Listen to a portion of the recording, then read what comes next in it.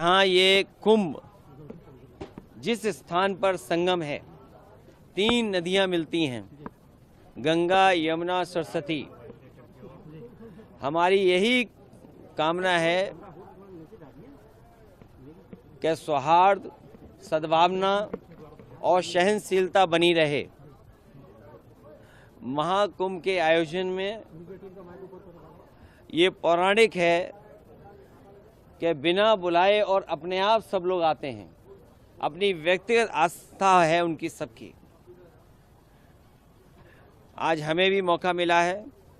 मैं आज महाकुंभ में स्नान कर करके जा रहा हूं। मैंने 11 डुबकी लगाई हैं। सर, योगी जी ने कहा यूपी का बंटवारा नहीं होना चाहिए, क्या कहेंगे आप? देखिए, बंटवारे और नकारात्मक राजनीति के लिए जगह नहीं है। आज कुंभ का तो यही संदेश होना चाहिए, सकारात्मक संदेश होना चाहिए। और आज के दिन यही संकल्प हो कि जब कभी भी हमें याद आए कुंभ, तो हमें सौहार्द, सद्भावना और सहनशीलता हमेशा बनी रहे।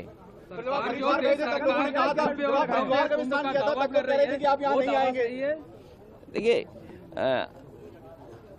गंगा में स्नान और त्योहारों के दिन स्नान, जिस दिन मैंने वहां पर हरिद्वार में स्नान किया था उस दिन भी एक त्यौहार था।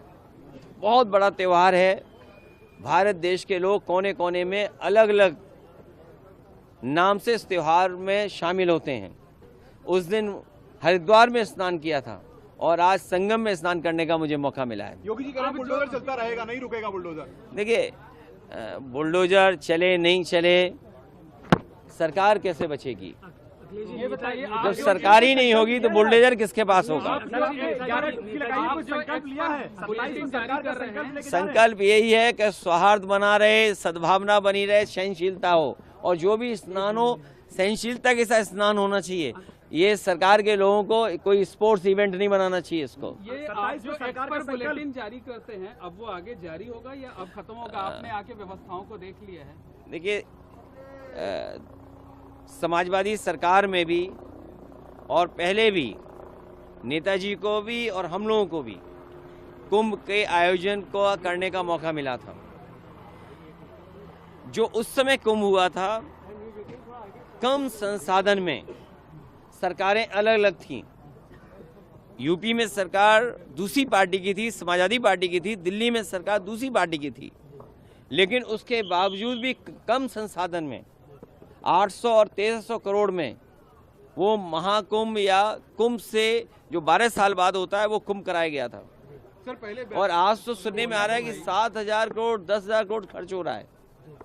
अगर यहाँ लोगों को असुविधा हो रही है चलने के लिए, मैंने खुद अपनी आंखों से देखा है कि बुजुर्ग, जो महिलाएं हैं, जो पुरुष हैं, वो कितनी दूर से चल करके आते हैं। अगर आप कुंभ में इतने 1,000 करोड़ रुपए खर्च कर रहे थे तो कम से कम बुजुर्गों के लिए कोई ऐसी व्यवस्था होती जो बुजुर्गों को ज़्यादा पैदल नहीं चलना पड़ता।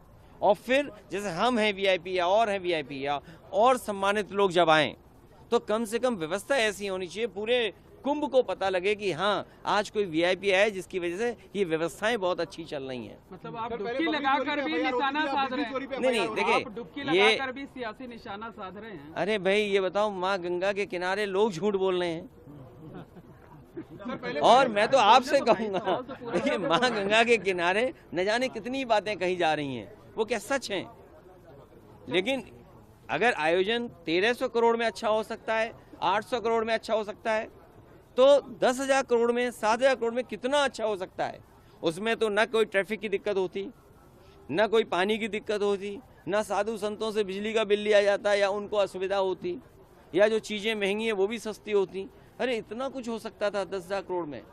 और फिर तो दिल्ली की सरकार भी उनकी है और वो भी अर्थव्यवस्था कहाँ पहुँच रही है, तो 10,000 करोड़ और मांगने चाहिए। हमारी मांग है उत्तर प्रदेश सरकार को दिल्ली सरकार 10,000 करोड़ और रुपए दे, जिससे, हाँ, महाकुंभ के आयोजन के लिए, जिससे यहाँ की ट्रैफिक व्यवस्था अच्छी हो, बुजुर्ग हों, महिलाएं हों, बच्चे हों, उनको बहुत दूर से अपने सर पर, अपने कंधे पर सामान रख करके न लाना पड़े, कोई सुविधा हो जिससे यहीं पर आ जाएं। और साथ ही साथ दिल्ली सरकार जहाँ बजट दे 10,000 करोड़, और वहीं ये जो किला है वो भी उत्तर प्रदेश सरकार को दे दे, ट्रैफिक जाम में क्योंकि आपके यहाँ फंसे तो क्या? यहाँ आपके तो ट्रैफिक यहाँ जाम में परंपरा फंसे क्या? ये है कि लोग दान कर करके जाएं। महादानी सम्राट हर्षवर्धन जो हमारा रिटर्न डॉक्यूमेंट है, जहाँ हमें पौराणिक महाकुंभ के बारे में या कुंभ के बारे में जानकारी मिलती है, वो सम्राट हर्षवर्धन से जुड़ी हुई मिलती है। वो यहाँ दान करने आते थे, पुण्य के लिए आते थे।